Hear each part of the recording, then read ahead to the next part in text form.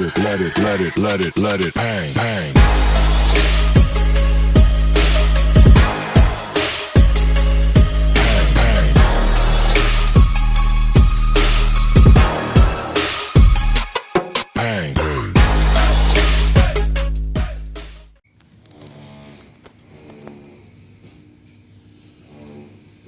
Quá chị thôi.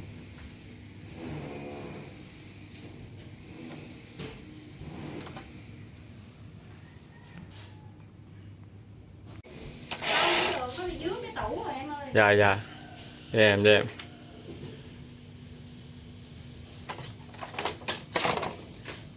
Cái máng nước này hít vô thôi một cái là phê thiệt. Cái này là viêm họng viêm mũi là phê lắm anh trai. Cái này là cái máng này quá dơ rồi nè. Vi khuẩn không.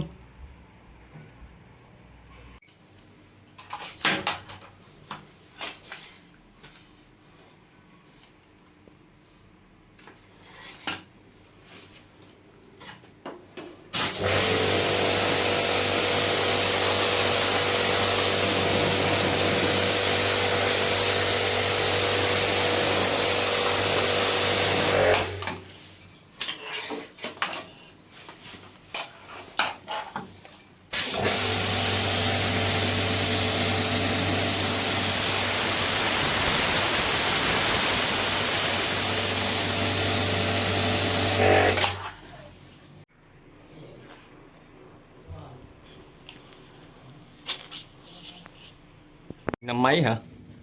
Đâu, mới đây có mấy tháng à. Còn cái chị nói giả cái máy ra là là cũng năm mà. Mới đóng quá trời luôn.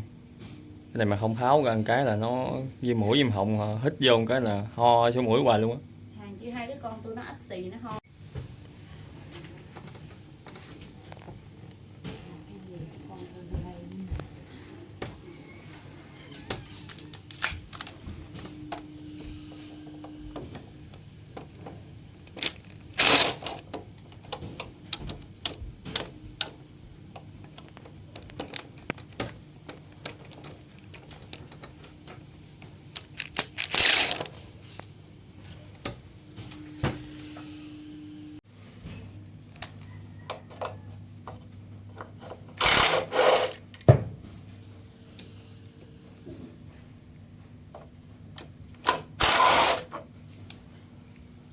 Đụng vô Okay. cái gì đó.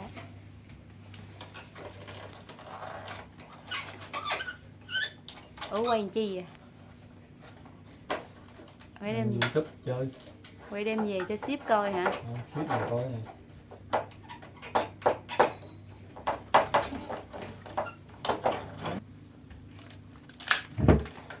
Sợ với cái máy mà gắn hai bên gì nè.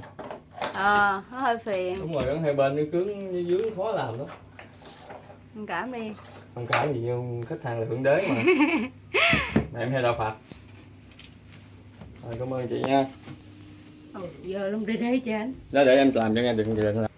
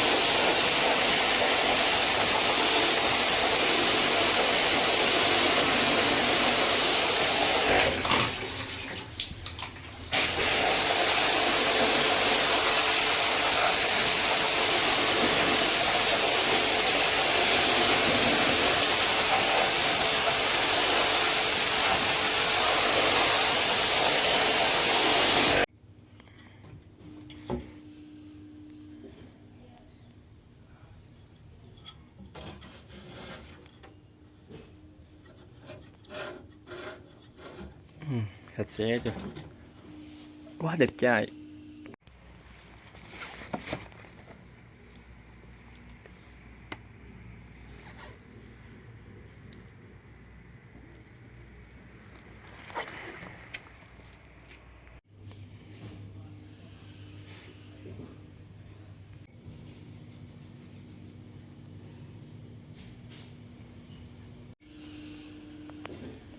Ông có ông kia vô ông giữa cũng điện máy xanh vô giữa mất cường, ông đem đồ mốt để túi, ta leo lên nè nằm ở trên đây, móng đã đời dục cái chở luôn.